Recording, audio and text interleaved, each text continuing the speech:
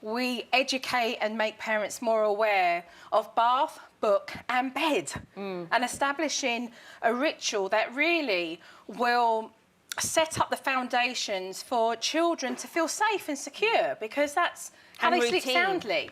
And having that bedtime routine, I think, really allows us to understand that we can, in an integral way, incorporate stories that allow our children to be cosy, you know, and snuggle up and get read to. I mean, yes, the educational benefit of reading to our children, language, speech, developing their emotional intelligence, you know, with empathy. Joe, you've got to speak to that lady next to you. She thinks it's boring. Do you really think it's boring? Well, I'm going to be really honest with you. You still stop, Nadia. Thanks, Kate. Well, you know, I read all the books and I wanted to do it all perfectly with my daughters, and I started off with doing the routine, the bath, the bed, the music, the massage, the, you know, That was just low light. Not None of it really worked with both my daughters. They're terrible sleepers. I did, more often than not, try to read bedtime stories, but what I found is it would wake them up. They would get overexcited by the story. So were you very animated, though, when you were reading the stories? Well, were you, like, really... I tried not to be animated. But the thing was, also, as well, when you are as exhausted as I would be by the time I get to bedtime, all I'm thinking about is when I'm going to have my glass of wine, if I'm honest. No, that's true. No, I'm thinking, I don't want to read this story. This story is so boring, and I want the same book over and over and over again, and you try and get them to... But here's the thing. You get stuck on that cycle, right? Yeah. So all you want is your glass of wine, and all you want is an evening where you can get some rest and actually get some sleep. Yeah. So you need to do, right, the bath, book and the bed, because being able to give your kids what they need means that they will get a sound night's sleep and you get sleep in return. So it has to start somewhere. Yeah. And the reality is, if you're really loud... Am I wrong what I do? I do the 3 Bs, but not the book. I do bath, bed, bottle. But no, but you have to have bottle for a young age. Oh, are you on the bottle, you mean, or the kids? But the thing is, you know, from experience, I don't know if you've got kids. So, no, but obviously, you know, I've worked with many a child. Yeah, see, I've got 5 kids, so it works for me. But I must say, I stick to it. I think routine's important. Incredibly, so definitely bath, because it relaxes them. Bath, bed, but when they're young, like, for example, you've got 5 kids, right? And they're in the bath and they're letting off their energy and they're having fun, right? They get their PJs on and you start to create nice and fresh beds, everything lovely, all nice. OK, I agree with you there. I totally am on your side there, I get it. Right? And you start putting the dimmers on, you create that ambience. The kids start to wind down.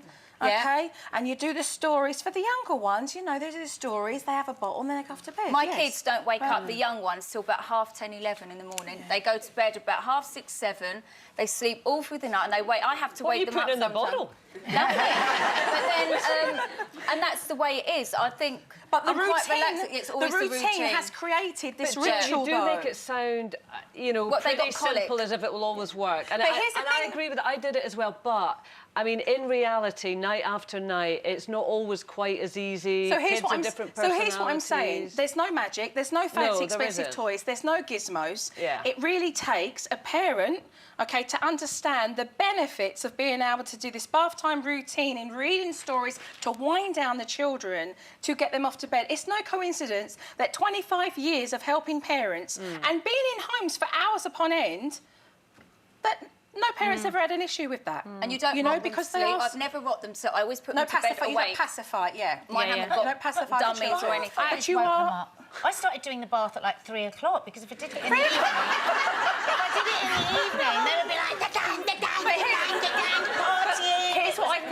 Here's what I think. They needed your time, right? Yeah. They needed your time. So when you're actually reading stories to them, they are bonding with you. They are getting mummy time. Oh, they get that. They're getting that mummy time which they need, especially when, you know, us women are busy. Yeah. You know, busy working, people are doing different shit.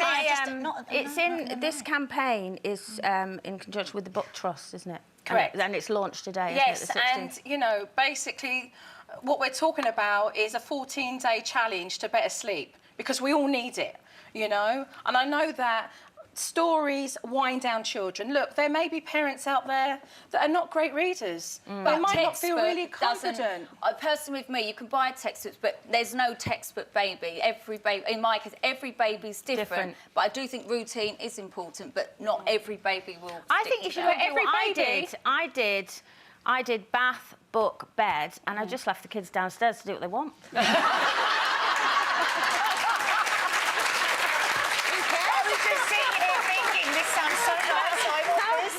It worked every time for me, honestly. Listen, we're running out of time, and I have to say, little birdies tell me that there might be wedding bells for you coming. Yeah, there is finally. I was helping all these parents, and I was like, you know what, we better do it ourselves. When is it? When is it?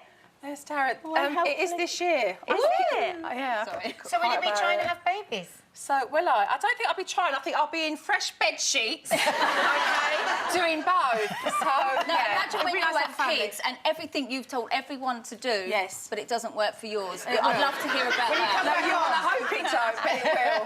But it will. No. Do you think, I mean, it will be different, obviously, with your own, won't it? But you will use all I have to say, I think for families that foster, for families that adopt, for the professional nannies out there that are as integral and dedicated as myself in my profession with what I was doing, you don't biologically need to have a child to feel love and to connect to children. No, and I really feel like you don't have the emotional attachment. You know, I know that you might love them, but I mean, we've all sat with friends and thought, oh God, for goodness sake, get a hold of that child, control that child. But I think that's about behaviour. And you can do it with you friends. You do love and you do care. No, I know, and I'm not trying to say that you don't love, but if it's your own kid, it can jerk your string. It really can, in a way that... And I empathise, you know, with parents, you know, that literally are challenged with that every day. But I think really it's just about us learning more, isn't it? You know, it's about us becoming more aware and educated.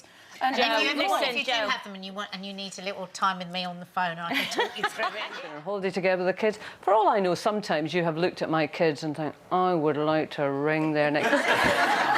Kids just aren't perfect, and it's growing up to... Go on, tell her. She was going to say the same about my kids. You know, you've got to give kids space to grow up, and at times, in phases, they're all little horrors.